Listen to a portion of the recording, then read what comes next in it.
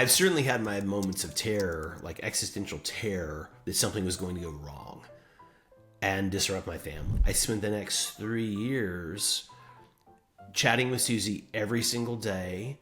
We had all these times during COVID. There's a deep resonance to me about being in Paris with the enormous history of people in the arts and sciences who have lived here, walked these streets, called this home, and they've left part of themselves here. France has changed me profoundly. Today, I'm very happy to welcome Brendan from the YouTube channel Chez Davis.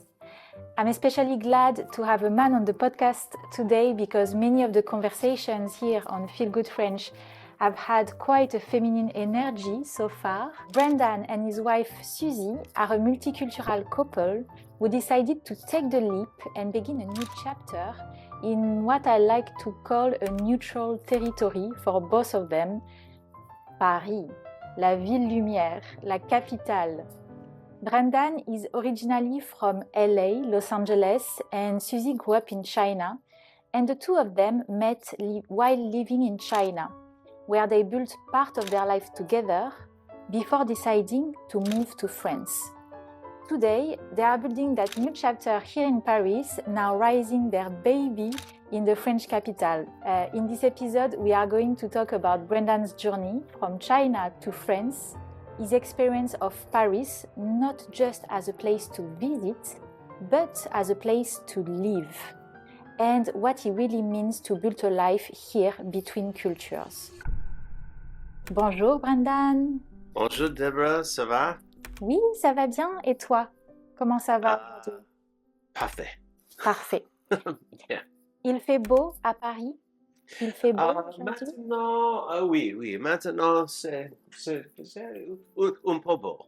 Oui, un peu, ça va. C'est un peu gris maintenant. It's a little gray, right? Since we started talking, I'm looking out my window up here, and it's nice. Oh, it's not so nice anymore. It's fine. C'est le I'm inside. printemps. It keeps changing in the spring. I'm interviewing you while you sit in your house in Paris, à Paris. And so I wanted to start the interview by asking you that you are not a first-time expat. You are a recidivist. You've been expat before. As you move, I'm going back to prison. That's a recidivist. I like to call it like this because I consider myself as a serial expat because once I started to touch to life abroad, I moved when I was really young, I think at 19 years old, but I just loved it. I loved to, the white page, the blank canvas, rebuilding identity. It's something that I always loved. So that's why I said as a joke, like recidivist. You actually moved to like a very far destination. And like, I guess for the cultural shock, China is quite something because it's so different from our Western countries. After the experience in China, when you arrived to France, what felt familiar to you when you moved here and what felt completely different? I always knew that I would need to move to Paris for at least a year and a half, probably 2 years, to do the development and production and the wrap up of this film project. So I was really excited by the idea of being in Paris, professionally, and frankly getting, having someone pay the bill, being paid and being supported to be here is like the dream, which is not my case right now. Before anybody gets jealous and throws rocks at the screen, we're paying our own way. But so COVID came along, and I was living in China on a business visa, but it meant that I had to exit and re-enter. I could literally fly to Hong Kong and turn around and fly back to Beijing. I didn't have to stay out of mainland any amount of time, but I had to stamp out and stamp back in on my passport. I knew that I was not going to be able to do that, and I was worried about being stuck in China, frankly. We all thought China was going to get the worst of it, and it's ironic, of course, they had it bad, but the U.S. turned out to be pretty obviously impacted by COVID. But so I had to leave in late January 2020, and then I spent the next 3 years chatting with Suzy every single day. We had all these times during COVID. We set up our laptops and I connected to the big screen TV at the place that I found that I was subletting in LA. My friend was stuck out of the country, so I stayed in his place. And we would just like open up Zoom and leave it open for 12 hours at our different times a day, and we would have like virtual dates. And so it's like we stayed connected, but just not physically in person. And we had planned to get married in Paris when I came to do the movie, because we were not living together. We had our own places in Beijing when COVID happened. And we kind of kept that dream alive, and that hope was what helped get me through COVID. But then January 23, things had finally evolved enough that we were able to reunite in Paris. And January 4th, the day before my birthday, we reunited in Paris in 2023. I imagine you must associate Paris with this very positive sense of, reuniting, relief, something very positive after such the distance, because you met in Beijing and then you had this separation. So yeah, I imagine that for you, Paris is also this job opportunity that you mentioned. So I imagine that's why you picked Paris. It was mostly for this job opportunity as well, and because you had this pull, this attraction. What about Suzy? How did she feel about Paris? Suzy very much loved the idea of Paris. She had never been here. She's traveled a good bit, but she had never traveled to Western Europe. I said yes to making this film in the fall and autumn of 2018. And so I had been excitedly talking to her about, hey, when we make this film, she loved the idea of being here. And it wasn't the overly romantic part, although that's certainly part of it. She absolutely loves the food, loves the art and the culture, and she's always been interested in a self-taught student of art and history and music. And her bookshelf is full of all these books that she would buy on these different subjects. And so she was traveling the world virtually for many years. And so Paris had a lot of pull, a lot of attraction. So many of the obvious, Paris doesn't need a press agent because Paris is Paris, right? But she was attracted to seeing these things in person and walking these streets and absorbing the culture. A month in Paris, we were a month in Normandy, and then a trip through Porto en route to the UK. We spent 2 months in the UK, then we went back to Beijing. And the film was starting to get reconstituted at the time after the COVID shutdown. We knew at that point that we wanted to live here, having spent 2 months in France, having had time to think about it. And, we were very much set that, this really could be like our chosen home, our chosen home for the two of us, because she loves her country, despite its problems. We won't get political, but I'm not a fan of what's happening in the States at the moment, to say the least. So, but despite this, we love our countries, but neither one felt like the place we wanted to live forever. And again, my interests and her interests, she loves French culture. She loves the language. She studies very diligently, and her French level is better than mine. I'm functional with like polite, hi, how are you doing? Day-to-day chit chat, restaurants, etc. Brendan, I wanted to ask you, because I know a lot of people who are watching us. Some of them live in the USA, or they are watching us from their home country. And a lot of people watch all of those YouTube videos because they want to move, and some of them, they don't have the means or the resources to do extensive scouting trips. And some people watch a lot of videos and do their research about where to settle down, where to go. And you mentioned that yourself, you've been to France when you were very young, but you had those 2 months when you got married into this European itinerary, where you spent a bit of time in France with Suzy. Do you feel that those 2 months of, let's say, scouting trip were essential for the decision of settling down in France, or do you think you could have done without?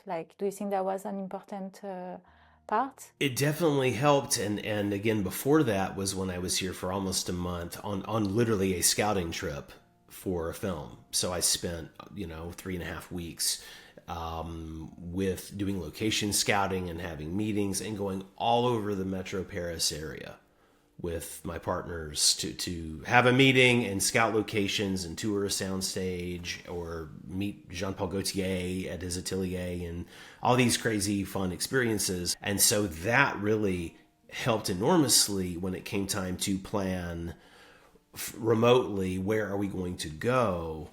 Like getting the 1 month Airbnb that we had when we first reunited, getting that together. And which district did you pick? we were in the 18th. We were in Montmartre for the first month, and not in the pretty scenic part. We were in the part that was basically in the hood. It was, but again, Suzy's from China and is as glamorous and as high tech and new as a lot of China is. There are also parts that are very more run down, and every major city has back alleys where it goes from really nice to kind of sketchy. She didn't think twice about it, and I wasn't concerned because I'm kind of a big city guy, moving from Atlanta to Los Angeles. And I'm just saying that it wasn't, we didn't like open the shutters and there's the Sacré-Cœur, we weren't in like the real scenic, gorgeous part of Montmartre. We were in the parts, it's just very working class neighborhood, and that's fine. We were convenient to the last stop on the 18 metro, the line 18. So having done the film scouting trip, I already felt like I knew the city. I had an overview at least of Paris, and I knew that Paris or the surrounding area was where that I would need to be for the film when the film happened. And so when we were planning our reunion, and I was looking on all the different rental websites, Airbnb, Morning Croissant, Le Bon Coin, Se Loger, like all these different rental sites, trying to find a place. And I sort of knew the areas to be. And having said that, we ended up in not a great part of the 18th, but it was very convenient, so it was a good place to be in terms of access. And the apartment was really cute. It was tiny, but it was really cute, and it was totally safe. And the landlord lived next door, and they were really nice. And so then the second month, while we were here the first month in Paris, we were looking for places. We knew we wanted to be somewhere in Normandy, and we didn't end up at Deauville or one of these gorgeous iconic places that people think about. We ended up in Love. In English, people would say Le Havre. And when I told a French friend that's where we were going, he said, why? And I said, well, it's by the beach. He said, it's not a beach like you think. And I said, well, it's the winter, this was going to be February. We weren't worried about laying out and getting a suntan because it's a rocky beach. It's not like a sandy beach. But we actually loved it. We really enjoyed our time there. Less tourism, yeah.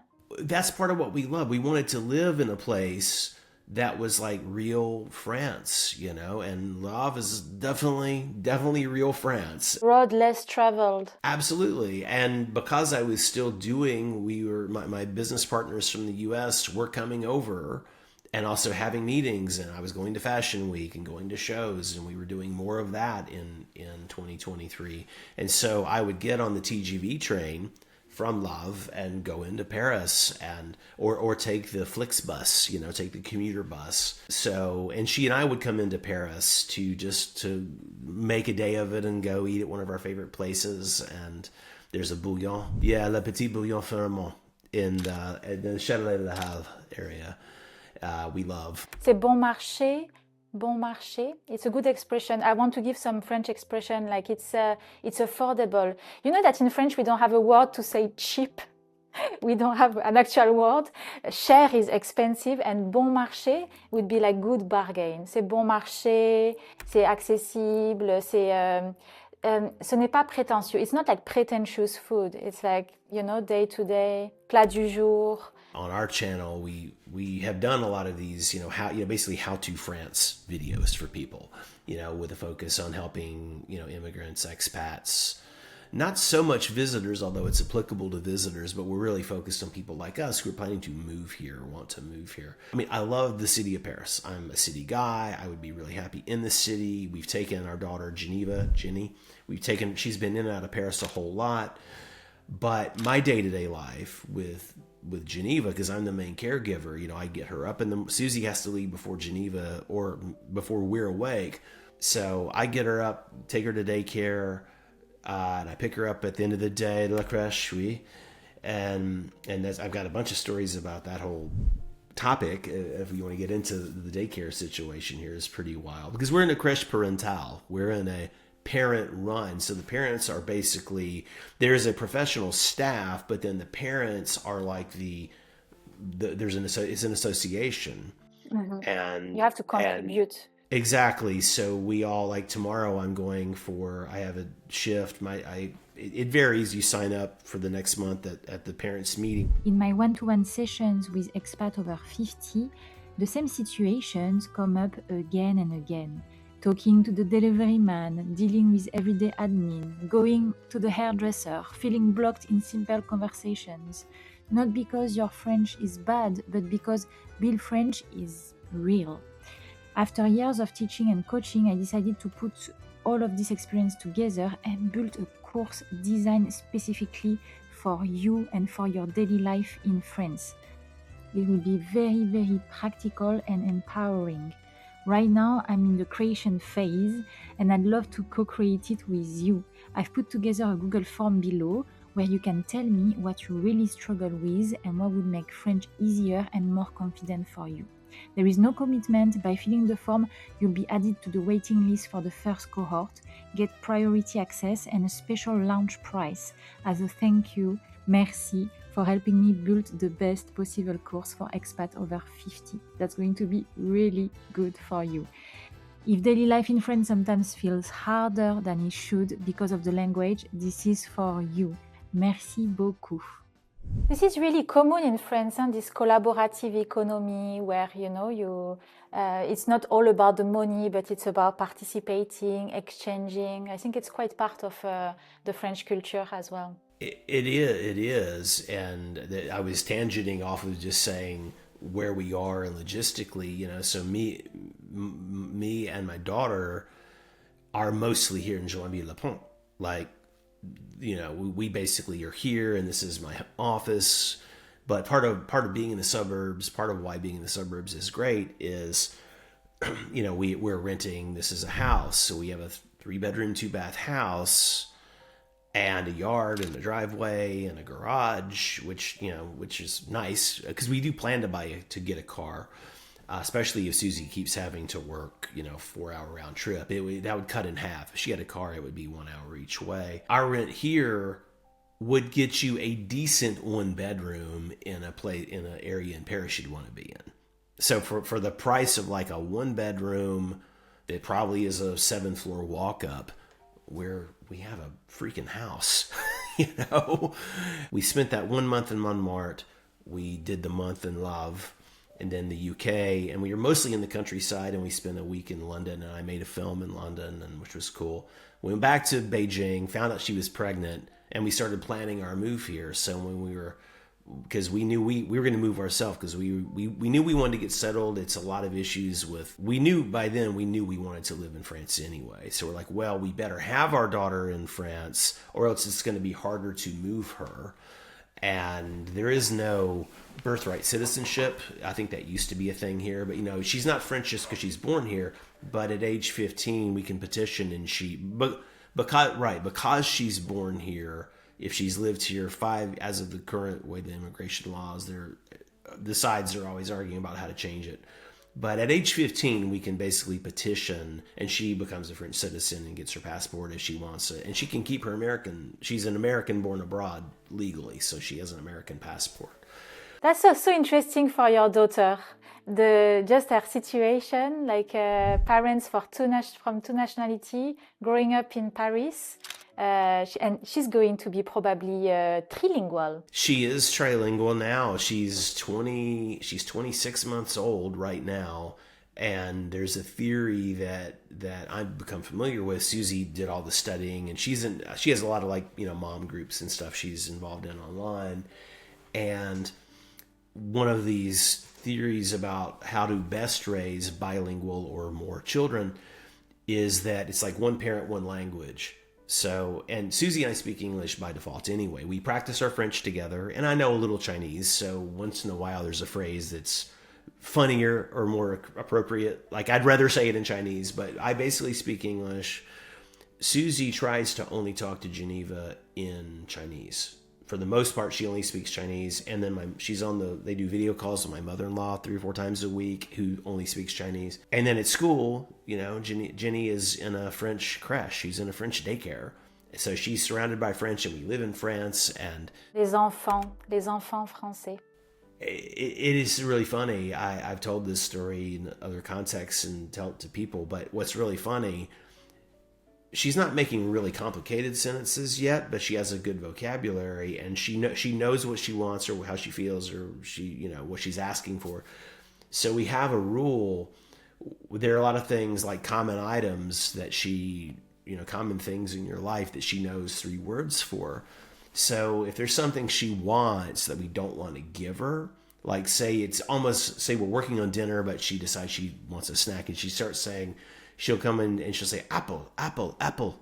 And we're like, no, baby, we're making dinner. And then she'll say, pingguo, pingguo, which is Chinese. And then she'll say, pom, pom, pom.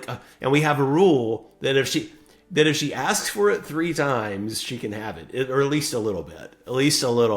And she knows this too. She'll do it on purpose. She'll say the thing and we don't respond. And then she'll second language and then the third language, because she knows she's usually getting the thing. If she knows 3 words, if she knows 3 different words for the thing, she's usually okay to have that. Point where it's your daughter that's going to teach you words, no? And how does that feel as a parent to have your kid, your young kid, teaching you words? Or well, it's funny because there are things she picks up at the creche, at daycare, where. I've learned a lot of words that I don't have need to use all the time. And they're not uncommon words like descend for to, get down. The imperative of to descend, right? Descend, descend, descend. Because at the daycare, they're always telling kids to get off of something, climb down from this thing. So she's heard descend, descend, descend. She's heard it a million times.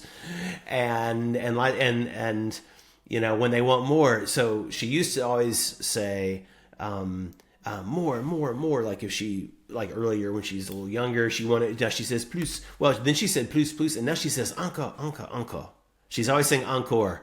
And that's her default is encore. And she has there's certain things that one language or the other is absolutely, she knows a word or a concept in multiple languages, but she defaults, she always says Chinese for certain things. But you could say it in English or French, and she responds accordingly. But her default is Chinese or French or English, depending on what it is. So it's as in our adult brain, we have a little basket of Chinese, English, and it's funny to see because I worked in a Montessori school. It was an English Montessori school, and I was shocked to see. How the kids, they switch from one language to another, but they don't even realize sometimes the switch. It's and there is no layer of judgment, even if you don't understand a word they say, they just it's really funny to see how the brain works and to see that there is no for them, they can really jump from one language to another. Sometimes there is emotion that could be associated, and it will probably happen for your daughter. For instance, if Chinese is the language of the mom and the affection and the family, maybe she will feel something special in Chinese. If there is language that's coercive or that's the language of school, maybe she will associate it to something. Sometimes they might associate it, but at a very young age, it's funny to see how it's really free, libre. It's cool to see, and you ask, how do I feel? It's part of why we wanted her to be born here, and why we wanted, it was never a question that she would be in a French, she will go to French school, she won't go to, as of now, can't say anything definitively forever, but the plan is that she goes to French school the whole way. You know, we don't want her to go to international school. We're not trying to raise a little expat. And she is, because she's surrounded by her little French friends. You know, she's a very French girl. She just happens to have parents who are not French, but she's a very French girl in the way she interacts and plays, and, you know, her take on things. And these kids eat amazingly. I mean, you grew up here, so you know this, but you know, even the daycares have, I mean, there's a legit chef is the cook. You know, as an American, I think of all the horrible meals I ate all through even high school. You had this experience of trying France, you know, with scouting for your movie and coming here with Suzy, and then you actually moved to France, and now you live in France, and maybe some of your integration, as you mentioned, is happening also through your kid, you know, with la crèche. But I wanted to ask you, can you tell us, like, right now in your day-to-day life, what are the part of your quotidien, the daily life, that makes you feel that you truly live at Paris, that you are not a tourist anymore, that you are you are a citizen of, you are like a Parisien, like what makes you feel that in your daily life? And do you feel home? I want to ask you as well. Yes, I absolutely feel at home. From that first trip when Suzy and I reunited, and we spent the month here, and we've been thinking about it for so long, and it was such a focus of like our 3-year COVID separation, that France, I'd already built it into my head that this is where we're going to. We didn't know if it would be Paris long term or not. You know, I knew that the film would keep us here, and we still may end up somewhere more in the south, or you know, so we may end up somewhere else. But since we spent the 2 months in France on the reunion, and then when we moved here, it felt like coming home very much. And day to day, I mean, I appreciate the question, but for me, I wouldn't think of it any other way, you know. I mean, because I'm living in it. I'm here. If I walk outside the door, there's actually an elementary school that is quite literally across the street. If we have a 3-year lease, and she has 1 more year daycare after this. As long as we don't change our plans, I mean, she will literally have a 10-second commute from our door across the street to elementary school, or a kindergarten, I should say. But you know, I'm living in it, and so it's so second nature. It's been second nature for a long time now. The interactions in a shop or out in public, and the body language, and how you do or don't interact with passersby, and you know, getting on and off the bus or the train or the metro, and fully integrated. You know, and because we have residence cards. I mean, because we came, I had a talent passport visa.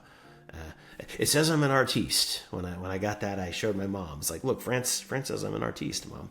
Privilege, because it's not that easy to score those visas. It's the hardest one to get. It's the rarest subcategory. It's a great visa to have. It's the rarest subcategory. It's I think there are 2 or 3 that are like equivalently rare subcategories of that category. No, I am grateful every day that France saw fit, because we have this project and French partners, and there's paperwork and documentation, and that's its own story. But it was, you know, it was not easy to put everything together to do that. When I walk outside, I feel local. When I am interacting with people and getting around, because my French is, you know, I mean, you're an expert as a teacher on this, and would have all you have obviously the ear and the experience to know what I'm saying well, or it's, you know, I say things well enough that people understand me. To, you know, the things that I say, I mean, the limiting factors are sometimes I don't say something, like I know what I should say, but I don't think my pronunciation, I'm worried about being misunderstood, so I say it a different way. But I have my workarounds to make my point, or do what I need to do. I definitely feel French when I look at my bureaucratic nightmare that is everything, you know, dealing with I was in the online banking earlier, which is fine.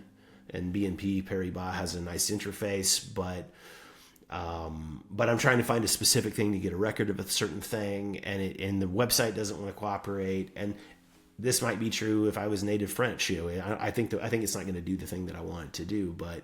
But the fact is, because it's not my native language, and if you translate in the browser, it gets the buttons don't work. It'll translate, but then the buttons don't work right. So I mean, we're fully integrated into the healthcare system, and again, the daycare. She was at a city daycare in our old city.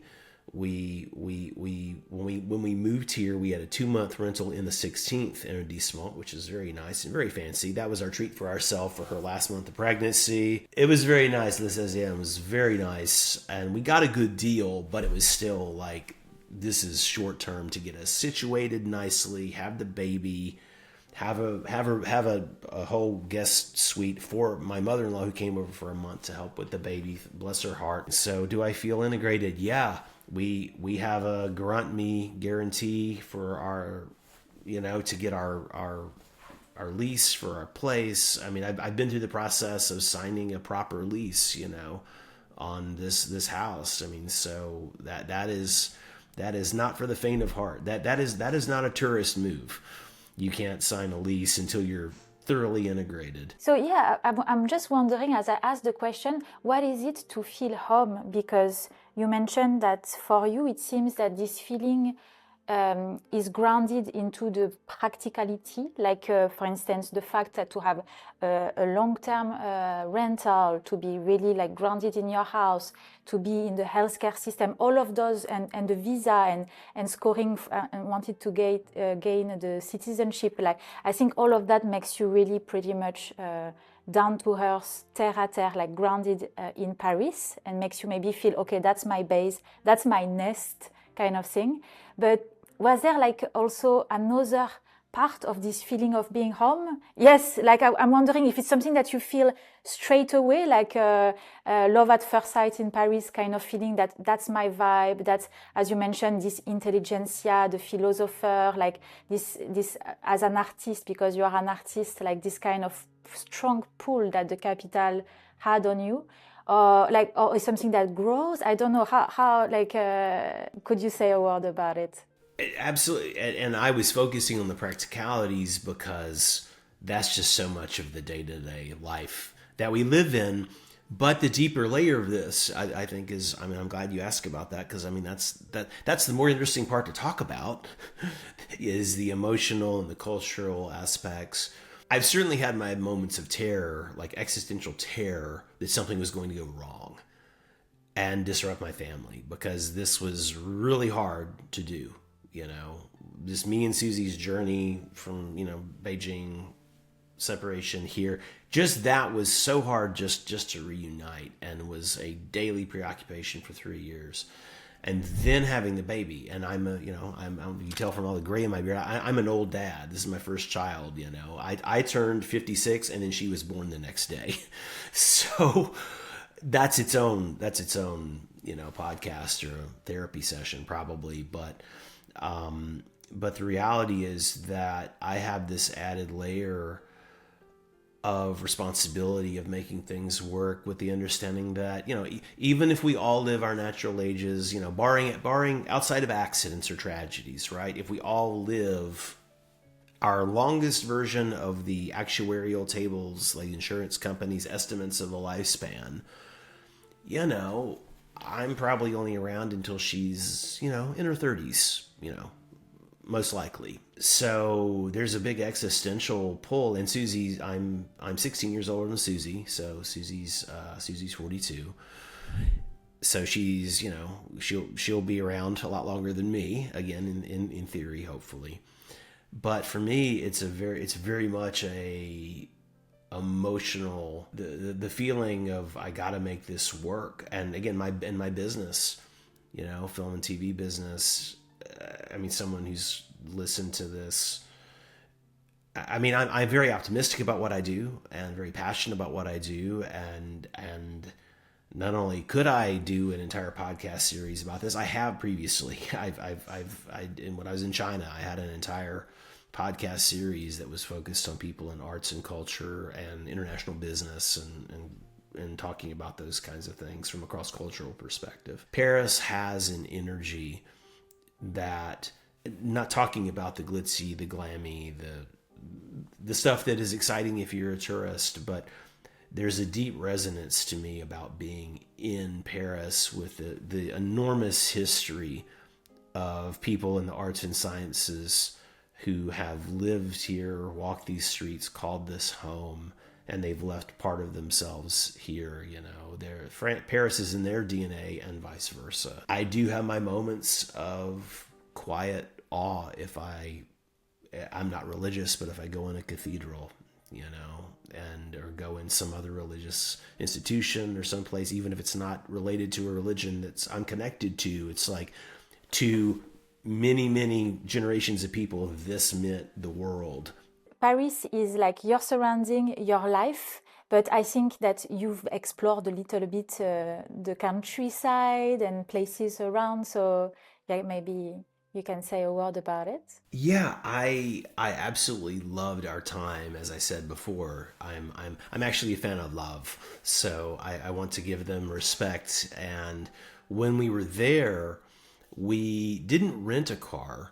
We thought about it and considered it, but it was easier to use one of the buses, like one of the different, like the local buses or the commuter buses that go different places, and we traveled around a good bit.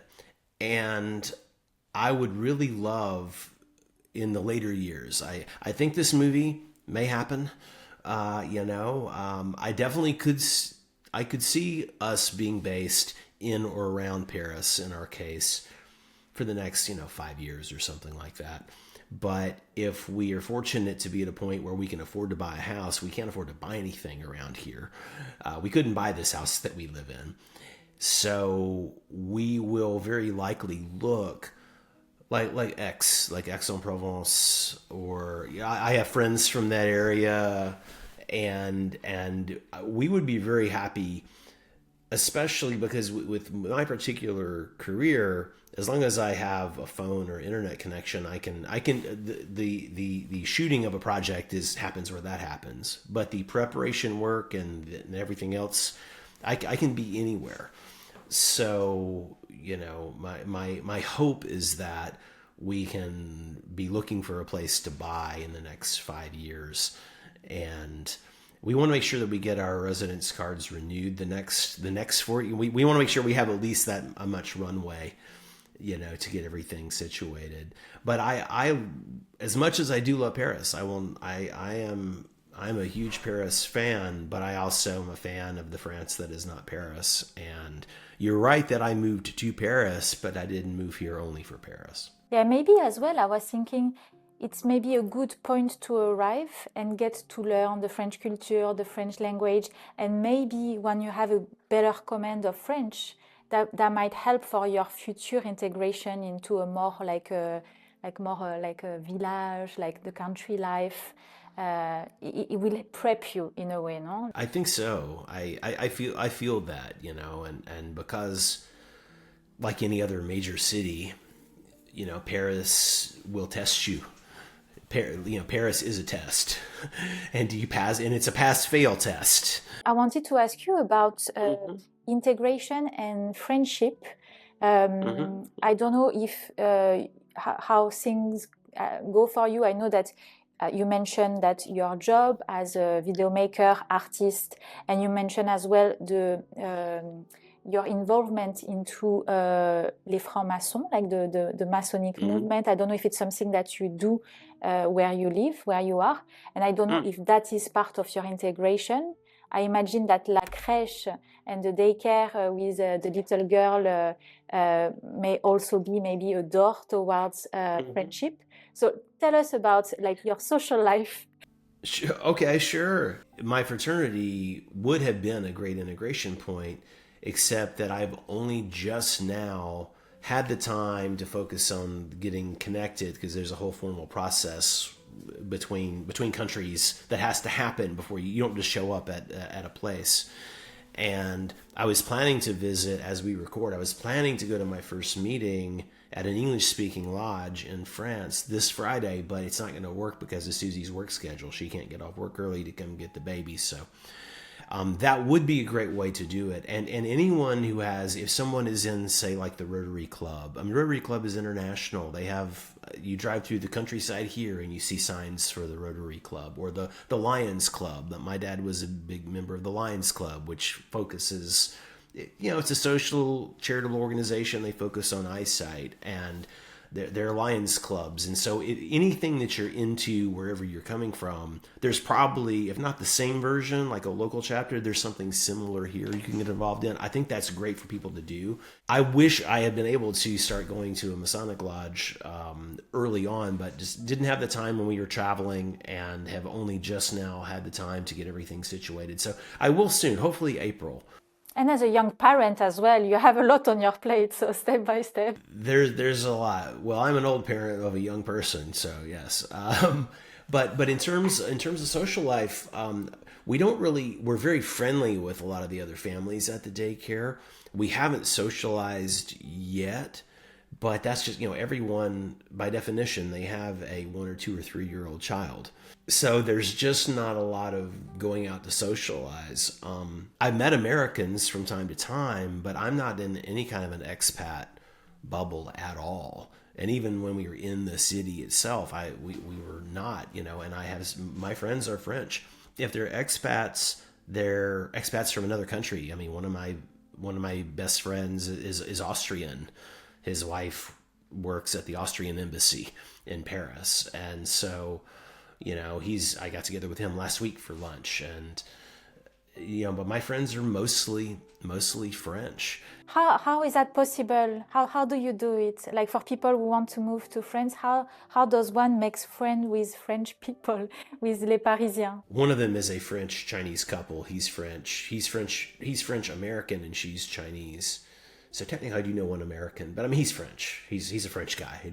American dad and born in America, but he's lived here his whole life, and he's as French as anybody I know. His wife is Chinese. With one exception, all these people are from work. One of my French friends he's a young commercial director who's kind of a real hotshot these days. I see his Instagram, and he's doing these crazy huge things. You said I make videos on YouTube. I'm a filmmaker, to be clear, but my friend is doing a lot of commercials, like a lot of car commercials, which tend to be big budget productions. And for Suzy, is it also like easy? Suzy's friends are mostly Chinese, because there is a big diaspora of Chinese people who live here, and there are a bunch of the social media app in China. WeChat is really great. So she connected with these moms to be groups. Back when she got pregnant, she got accepted into the bunny mom group, because it was the year of the rabbit that Geneva was born. So in her bunny mom group, that led to other things. And like when we were stocking up, we have a really nice stroller that we bought secondhand that someone sold through this group. And La poussette. Yeah, La Poussette, oui. So most of her friends, she works for a company where her friend, the local company that is like the contractor for her job, is a Chinese woman who's lived here for 20 odd years, and she's married to a Frenchman. And so we know a lot of mixed couples. We know a lot of people where one of them is Chinese and the other person is French. So, and she knows some people who are ethnically Chinese who are French. I mean, they're French, born here, raised here, lived here. Avec des origines. So one set of our friends who I saw about 2 weeks ago, I mean, they're both ethnically Chinese, but he is French. His name is Olivier. He's born and raised here. So it's great for you to get to know like the locals. Like you must feel more supported as well for your life and this feeling of home. Well, especially, and I really, my friend Eric, who's the Frenchman who is when we moved from the old place and I found a place, it turns out it's 3 blocks from Eric's house. and he's been great. I especially getting set up in here a year ago with helping with a lot of the administrative, how do I set up the power, it requires a phone call. And these are the aspects of moving here and getting integrated that until you're fluent, basically you're going to need to do certain things long before you're fluent, unless you had started studying years before making the move. So he was able to help with, getting, making a phone call, or I had a problem with a huge IKEA delivery where they sent the wrong bed when we stocked this place. We had to furnish this place. And so after I did my best to resolve it on my own, at a certain point, I had to say, can you help me call customer service? And S'il te plaît. S'il te plaît, oui. Oui. So, yeah, it's really, I don't have any, if we happen to have a bunch of fellow immigrants or expats around us, and I mean, I'm happy to be friends with anybody, but, also, again, I'm just not in a phase of life where we're not actively looking to be social. I mean, we're looking for we're looking for time to get enough sleep at night with a baby. So I wanted to ask you if you reckon that since you are here, since you moved to Paris, if you think that something has changed in you and in Suzy's in terms of your identity? Like, do you feel like, because, I mean, you came to France, as you mentioned, because there was this pool, there was different factor that attracted you in the French lifestyle, in the French, I don't know, spirit of the capital. But do you think like this aspect of the French life, the language,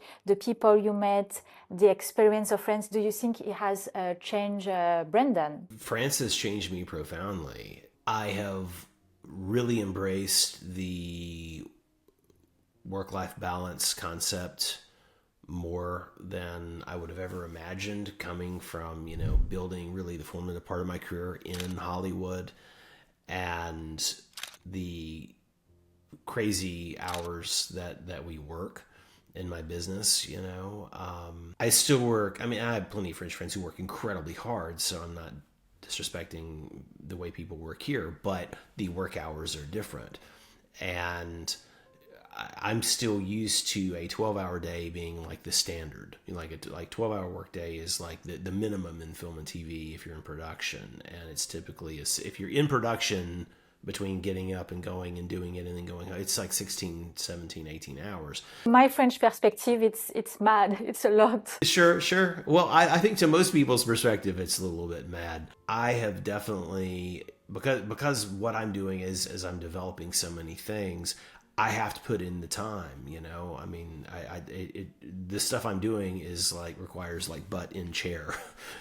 There's just no two ways around it. And the clock is arbitrary, but being a father, like you mentioned, I have to get my daughter up, get her ready, take her to daycare, come home.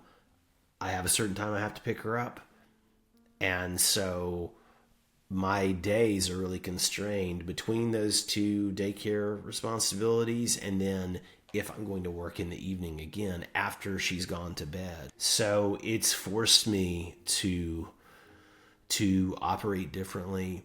But on a more, that's logistics. It has had a more profound effect personally. I don't know how well this will translate for me to say it to people, but I'll try. I'll say it. It has helped to.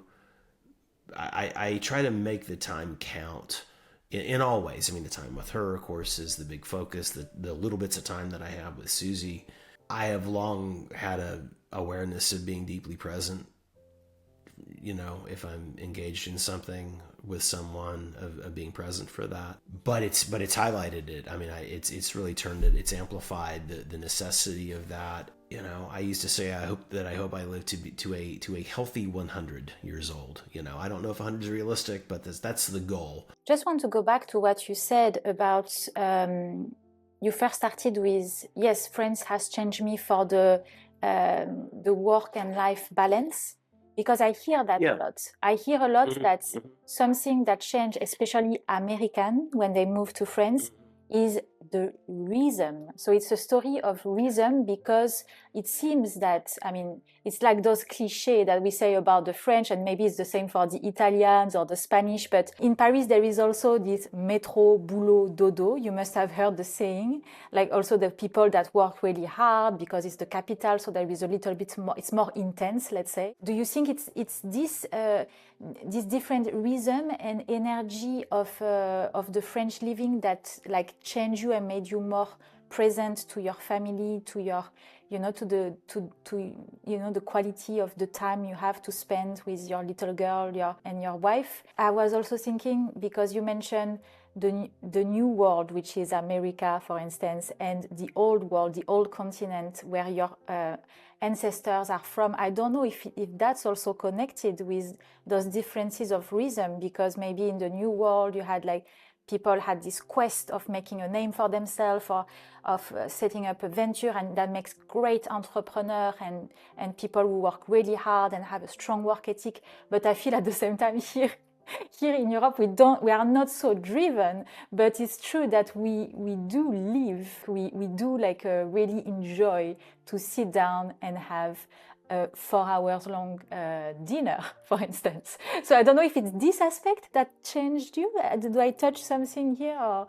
You definitely touched something. I will say that I can't think of the last time I had time for a 4-hour dinner, but I have had them. I have had them, especially around celebrating something with people, and that's the obligation. That's what we're doing.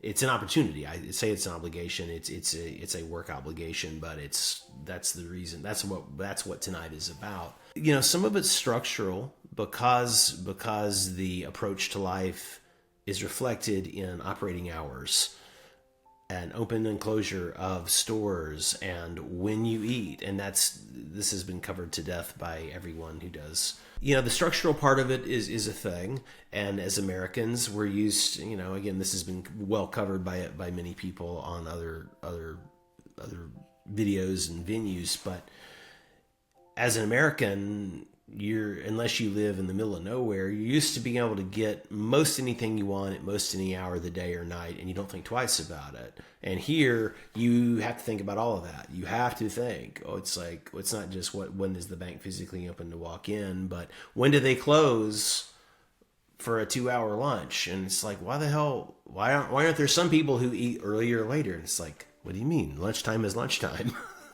Lunchtime is when you eat lunch, and this is when everyone eats lunch. It's like, okay, well, except the people working in the restaurant aren't eating lunch then, you know. So, but again, I don't argue this because it is what it is. I understand it, and I don't love that you know, in America, people are used to taking time during their lunch break to go run an errand because that's the opportunity. So, like the lines at the bank are longer during lunchtime. You know, they're not only open, that's when it's the busiest, right? Because that's the only time that most Americans can get away, and they, you know, eat on the go or eat quick. L'heure de pointe, the rush hour. I knew that was familiar, but I couldn't put it together. France is France. France is established, and ways of life, perspectives on life are deeply, deeply ingrained. That may be what's the defining part of France, I think. I wanted to react about Chinese because you made me think of it. I know, like for instance, the new generation, they worked really hard. I don't say the former generation did, but what I observed when I was in China, but also in Asia in general, because my grandfather is from Vietnam, is that I could see in China a lot of people, especially the older generation, sitting down in a bench and not doing anything but being present. And I think it's really rare. I think that's what moved me in Asia, is to see like this quality of presence. And like us, we are like on the clock, we have to be productive, we have to listen to a podcast while walking and doing our sport, while having something in the slow cooker, you know. Sometimes it's just enough to be here. And so I think it's a bit of a contrast for China. Definitely for the non-working age people, for the retired people, and they retire a lot younger than France, they retire a lot younger than America. That was one of the cool parts about in the evenings in a lot of the public squares and like most of the shopping malls in China have like a big patio, like a big plaza. And you would see there would be someone and they're doing their little dance, and it's sort of like old people line dancing. Americans know the concept of line dancing, which is a thing in country music where everybody dances together, the synchronized movements, and there's someone who's the leader, and then everybody's sort of following along. You know, it's so sweet, you know, and to see them doing it and staying active, and as someone who's struggled with his weight throughout his whole life, and I'll have some B-roll that relates to my time in COVID. You realize I show you pictures. I'll give some stuff for you to use as you wish of my life in China, and then some stuff in between then and now. And one thing I'll say is, you might think, wait, does Brendan have like 3 brothers? Because he looks like different people. You know, but you don't see, you see more now with the advent of fast food and the stress, but you don't see, like, per capita, you don't see a lot of real fat Chinese people. You know, there's you see a lot of really healthy, including like really older people. It's not like spotting a unicorn rare, but it's really uncommon. It's not the common thing to see people who are really, you know, have let themselves, you know, get into bad shape. There's a big priority on movement and being present. And like in France, we walk all the time. You know, there's the concept of getting your 10,000 steps in. I have no problem because I take Jenny to, so I know Poussette, of course, is stroller. She refuses the stroller now. We need to sell the thing. So, but she has the little scooter, little globber, little ride-along scooter. So I push her to school and push her home from school. Like trottinette? Trottinette. Yeah, trottinette, oui. At Paris, it's easy. Every time I'm in Paris, I walk so much. I'm so proud of my steps. Quick question before jumping into the language aspect. How often do you go to the Chinatown, the Chinese district of Paris? We've been once. It's not a regular thing for us. I've been a few times because my French business partner's office is in Belleville. I love Belleville. Yeah, and so we literally, Les Triplets Cafe is like a default place where we meet. So we do some accidental visits for. I've done some accidental visits for that. But in terms of buying, I mean, we mostly cook, you know, French food. That most of what we cook is really sort of a French or a hybrid kind of, you know, fusion.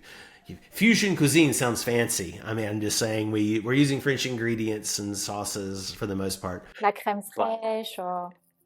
Yeah, some of that. And but there's a great delivery service called Weija that any Asian food or condiment, like anything you need for cooking Asian food, you can get it. It's like Amazon for food, and you can get it same day if you get your order in early enough. I just want to say, because you mentioned Les Triplettes de Belleville, I recommend to people to watch this animated movie called Les Triplettes de Belleville. Have you watched it, Brendan? Of course. That's why I referred to it without the whole name. If you haven't seen it yet, it's such a nice... It's like not animated movie like for the kids. It's like really like it's really well done. I recommend people to have a look. When I go to Paris, it's simple. I go to Belleville. It's my I love it. I just really like it's very cosmopolitan, and this street that goes down with the view on the Eiffel Tower. For me, it's just wow. I actually think I guess Suzy and I have been there together 3 times. I'm thinking of, we have a French friend who I know from China, but he lives in Beijing mostly. But when he's been back, we've met him twice together. We've gone together to meet our friend Aladdin. But to be fair, I think from what I gather, when in Paris, you live in your district. I mean, for people like Suzy who work very far away, they also live where they go for work. But a lot of people live in their arrondissement, their quartier. Quartier is district. So yeah, I imagine that it's not, especially with a little baby, to commute and to travel is not that easy. She loves the train. She loves to get on the train. Whenever we're going to and from, and she sees the trains going to the station, like we pause so she can look at the train, and she'll say au revoir when it's going away. Très mignon, très mignonne, la Oui, petite. yes. I like to finish the interview speaking of, as you are an expat or a migrant, I don't know how you want to call yourself, who is in Paris. What are the sentences that you hear the most, like in your surrounding in Paris? Like, could you, like this, you will, I will write them down and people could maybe learn them, like the go-to sentences that you hear every day. It's a lot of versions besides, I mean, everyone knows, or everyone should know bonjour and bonsoir for hello. You know, we skip straight with friends and people we see all the time. We often skip straight to, you know, salut or ça va, you know, and just the basic greetings are things we hear all the time. I do hear très or trop mignon related to Geneva a lot, and I hear versions of, like, you know, getting something and they're asking, you know, is that enough, or is that all, you know? So I, you know, say tout, and what's the proper phrase that means, like, will that be all? Like, what's the proper phrase? Ce sera tout? Ce sera tout? That will be all? I hear that, but I also, people who know me, and that's one of the differences, because, like, there's the boulangerie, that is the main one. We stop and we get a treat for Jenny most nights coming home. They're closed on Monday, so we're not going today. We're recording on a Monday. But because they know me, they often just, they like, c'est tout? Tout? You know, it's like very super abbreviated because they know me, and only because you asked me this question in our pregame conversation did I think that is a change, because now, because they used to say c'est ça tout, they used to have the more proper, the more formal version of it. And obviously when people know you and you transition from the formal to the informal, and people are comfortable, you know, using the tu versus the vous. Vous voyez, there is an actual verb for it. When you use the tu, we say tutoyer. And when you use the vous voyez. It's funny that we have a verb to say the use of the pronoun. Can we use vous or can we use tu?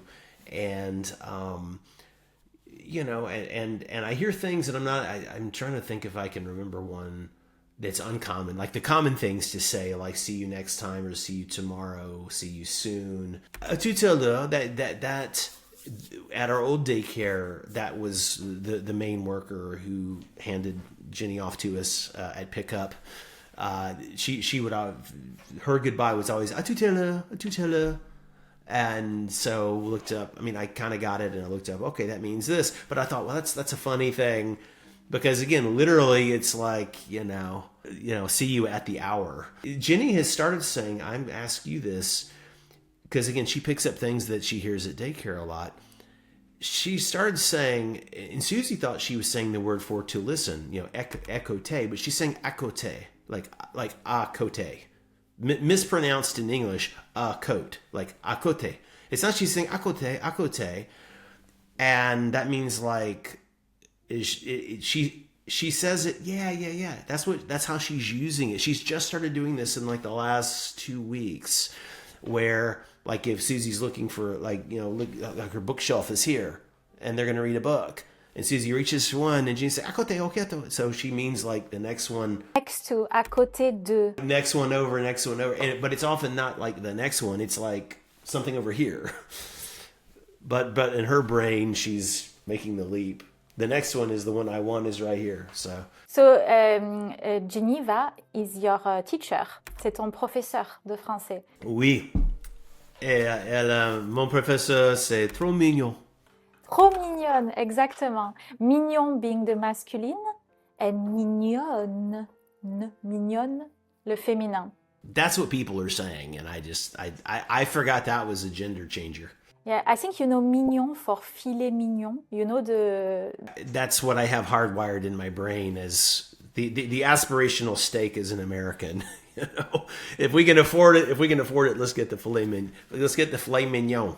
yeah. I think there is a lot of French words that you already know that exist in the English language. So yeah, so it's a lot of references there. Any phrase that you couldn't live without? That's kind of I don't know in terms of your connection with the French people or something that's very that when you learned it, it was a game changer. That's a great question, and it's a really high bar. I would say that the thing that's most meaningful to me is actually really the simplest, which is, you know, ça va bien, is just, you know, how are you doing, and understanding it as a greeting, as a question, as a statement of I'm good. You know, it's one of those phrases that has the multiple functions. It can be a greeting, a response to a greeting, an actual question, an actual statement, a declaration of how indeed you are doing. You know, there are lots of things that we just say in French by default, and also because Geneva is, you know, uncle when she wants more of something.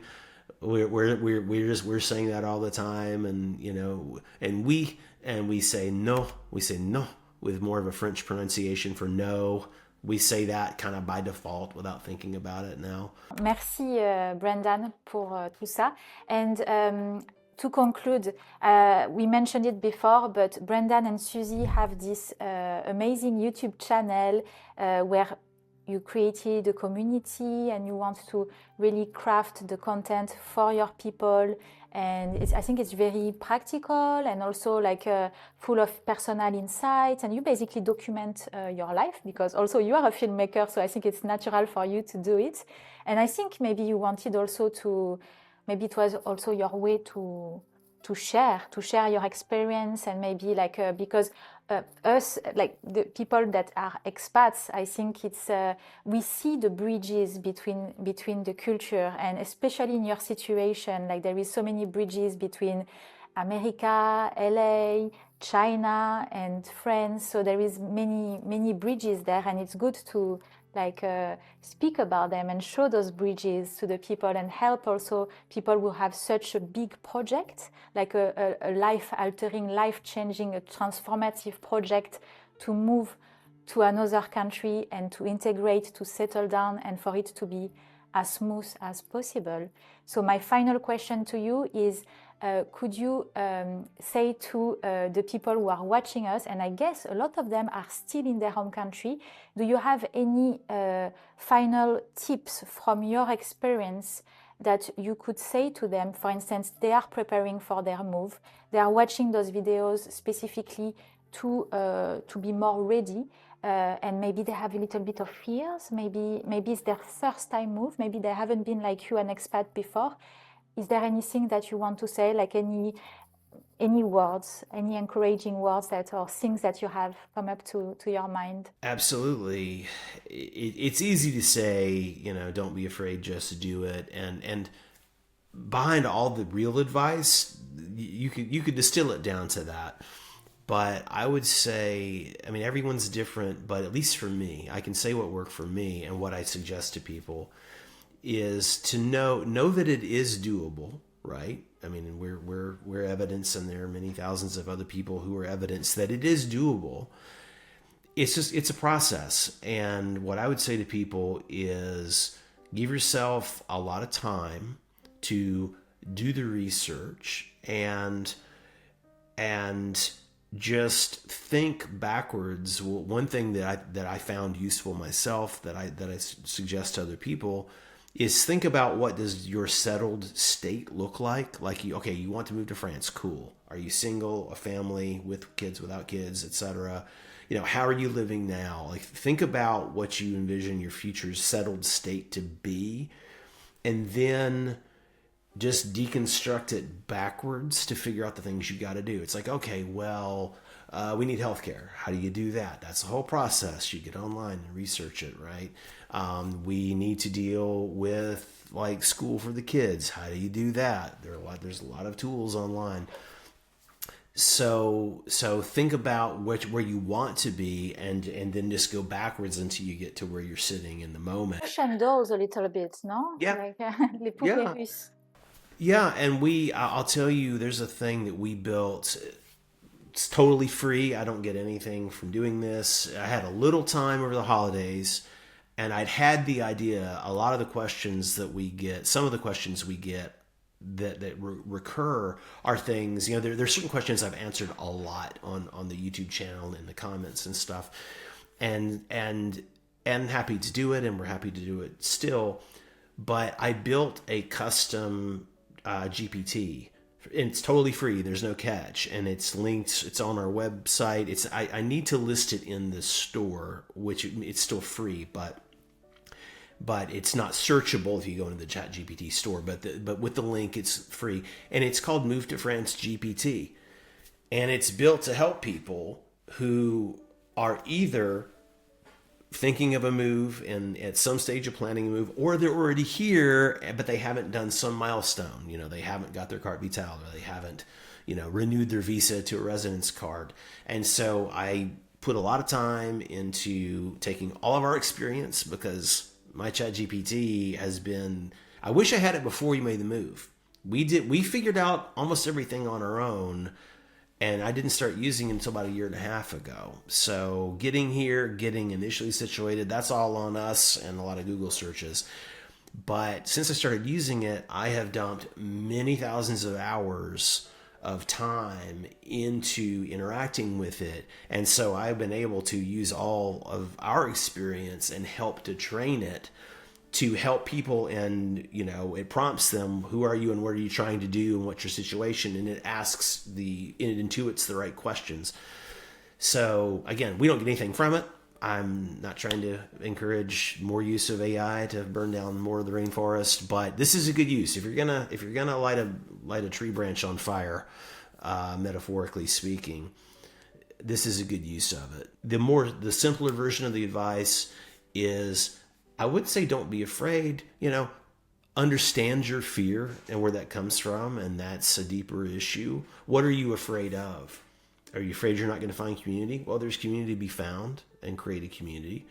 Are you afraid you won't be able to do something? Well, it's possible. Sometimes plans don't work out, but everything is doable.